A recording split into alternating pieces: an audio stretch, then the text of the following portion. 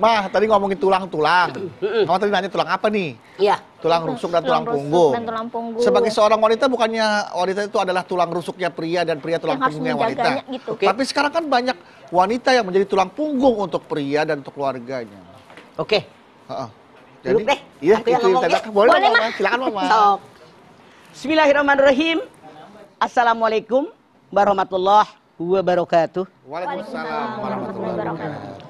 Alhamdulillahi nahmaduhu wa nasta'inuhu wa nastaghfiruh wa na'udzubillahi min sururi anfusina wa min sayyiati a'malina may yahdihillahu fala mudhillalah wa may yudlil fala hadiyalah.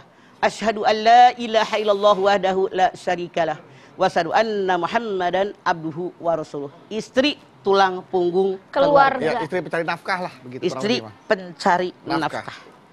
Dalam Islam kewajiban mencari nafkah kalian. Para suami. Ar-rijalu qawwamuna 'alan nisa. Wah, pintar anak gue. Kan dengerin Mama terus. Laki-laki adalah kepala keluarga kata Allah. Namun begitu banyak perempuan yang bekerja yang kata Ipah, kata Beduk tadi menjadi tulang punggung keluarga. Jangan Anda mengira baru sekarang. 3.600 tahun yang lampau Siti Hajar ketika suaminya pergi ke Palestina menyebarluaskan agama atas perintah Allah. Siti Hajar kehausan, putranya yang masih bayi kehausan, perbekalan minum yang suaminya tinggalkan habis. Perempuan yang bernama Siti Hajar tidak tinggal diam. Anda silahkan lihat di dalam Al-Baqarah 158. Inna sofa wal marwata min sa'idillah. Sofa, marwa, siar daripada Allah. Jadi yang namanya sofa dengan marwa ini perjalanan Siti Hajar ketika bekerja berusaha mencari kehidupan. Lari ke sofa nyari air gagal bangkit, lari ke marwa nyari air gagal bangkit, 7 kali gagal 7 kali bangkit, itu kerjaan perempuan. Makanya jangan berkecil hati.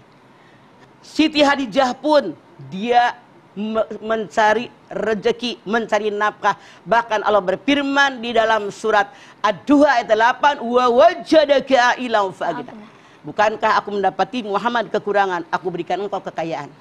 Artinya Allah mengabarkan kepada kita dan dalam sejarah mengabarkan kepada kita Siti Hadijah dengan Rasul lebih kaya istrinya. Betul, Bu? Betul. Itu sejarah. Dia seorang pengusaha, bahkan Rasul semenjak usia 12 tahun dalam sejarah dengan pamannya Abu Thalib bekerja dengan Hadijah. Artinya di zaman dulu sudah ada.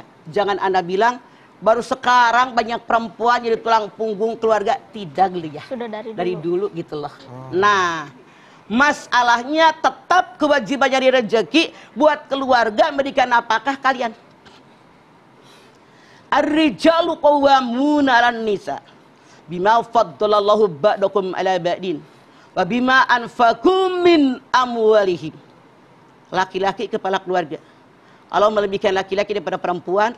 Laki-laki punya kewajiban memberikan sebagian rezekinya buat istrinya, sebagian. Bagian ya, Bu. Jadi tetap dari dulu sampai datang hari kiamat Al-Quran mengajarkan kalian tanggung jawab sebagai kepala keluarga. Namun dengan berbagai hal, sekarang deh jelas Corona berapa bulan? 8. Udah hampir setahun mah. Dari bulan 3. Masya Allah suaminya di PHK. Ya Allah. Yang perusahaannya bangkrut. Otomatis makan mah kudu. Iya apa iya? Kudu mah. Kita tahu kudu? Harus. Kita perempuan nih muncul ke permukaan. Yang dulu nggak kepikiran dagang jadi dagang oseng-oseng tempe, dagang uduk, dagang nasi kuning, dagang somro, dagang naon wae. Dagang donat. Masya Allah. Tidak masalah, boleh. Yang penting halal.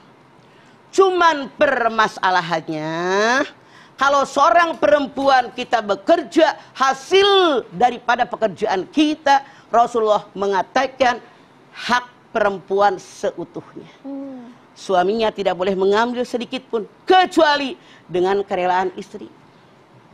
Makanya, seorang perempuan bekerja itu boleh. Bahkan berubah hukumnya. Bisa sunat, bisa wajib sesuai dengan keadaan. Misalnya, suaminya meninggal.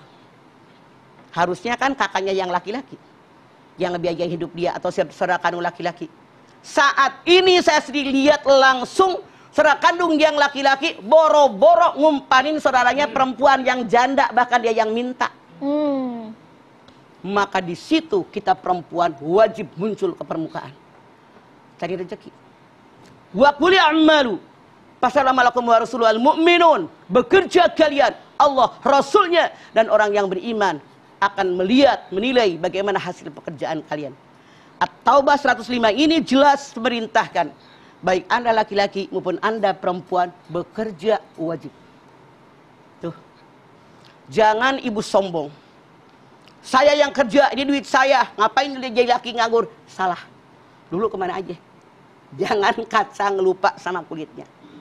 Kalau seandainya istri yang bekerja, rumah tangga dibiayai oleh istrinya, kalau istrinya rela buat beras, buat kebutuhan sembako, dan seterusnya bayar listrik, itu sedekah. Sedekah nilainya lebih tinggi daripada nafkah wajib. Kalau suami membiayai hidup keluarganya wajib. Iya wajib. Kalau nggak dosa. Kalau kita istri punya penghasilan, menafkahi kehidupan keluarga, itu hukumnya sunat. Sedekah. Karena bukan kewajiban kita. Makanya saya mengajak Anda para suami yang sekarang nganggur, jangan tinggal diam. Bekerja, berusaha, ngapain aja. Pasti ada jalan kok. Selama kita bertakwa, mama yattaqillah yaj'al lahu mahrajan wa yarzuqhu min haitsu la yahtasib. Siapa yang takwa kepada Allah seberat apapun masalah, jalan keluarnya pasti ada. Siapa yang takwa kepada Allah diberikan rezeki dari arah yang tidak pernah kalian duga. Buktinya sekarang hampir setahun kita makan nggak? Makan. Baju keren, ada yang dikembangin di kota-kota. Coba pada males yang bertiga tuh. Iya, nggak ada kembangnya. Ini doang yang pakai pagar wajik-wajik. Tuh. Ini yang luar biasa. Jadi kalau kita sebagai seorang istri mencari rezeki, lihat sejarah. Bagaimana Siti Hadijah, bagaimana Siti Hajar, bagaimana Ummu Salamah, bagaimana Rabi al-Adawiyah, bagaimana Siti Aisyah seorang ilmuwan yang hebat, bagaimana buyutnya Rasul, putrinya Husain bin Ali bin Abi Thalib, Sayyidah Sakinah, itu dia seorang ilmuwan yang hebat. Gurunya Imam Syafi'i, As-Sayyidah Suhroh, diantaranya seorang perempuan yang ilmuwan, seorang ilmiah yang luar biasa di zamannya. Ada perempuan yang bernama Asy-Syifa, saking cerdasnya oleh Umar bin Khattab diangkat di kepala pasar kota Madinah yang sangat luas. Bayangkan. Jadi jangan beduk bilang sekarang banyak perempuan yang bekerja. Tidak. Cuman punten, kita perempuan kerja di luar rumah ada syaratnya, Ce. Ece, tahu Ece? Punten ya, semua jadi Ece kalau mas saya. Ece juice. Ece. Satu, kita harus bekerja di tempat yang diridhoi oleh Allah. Jangan kerja di bar. Jangan Anda nganuk minuman keras. Jangan Anda kerja, maaf dalam tanda kutip, melayani laki-laki yang gitu kan. Tahu ngaranna eta? Pemandu lagu di karaoke gitu mah. Nah, dua. Mengenakan pakaian muslimah. Iya. Menutup aurat. Jangan marketeng-teng. Ece tahu marketeng-teng? Ngepres, pating pecotot. Pating pecotot itu kan bukan Sunda tuh, Pak. Pating pecotot. Naon? Jawa. Manihanan. Iya, iya. Marketeng-teng kalau kata orang Sunda. Naon deui? Harus ada izin dari suaminya. Masa suaminya kagak kerja, dia di PHK, bininya kerja diomelin, mikir tuh laki. Jadi Anda laki-laki harus tahu diri. Kalau lu nggak bisa ngenapkahin bini, anak, biarin istri Anda bekerja, berusaha. Ridoin apalagi harus membatasi pergaulan. Jangan sampai tuh anak cewek, si istri kerja di kantor, bergaul anak laki-laki, mek di uak-uak, terang teh di uak-uak. Terang mah. Kok nyengirnya sampai begitu loh? Iya. Ayah nggak ada di mek-mek. Itu makanya sampai ada Jawilem di kantor perempuannya, gitu, dijawil langsung gelem. Salek lagi dong. Masya Allah, Ya Allah. tidak punya harga diri. Berapa harga lo? Wah. Jadi kita harus punya harga diri.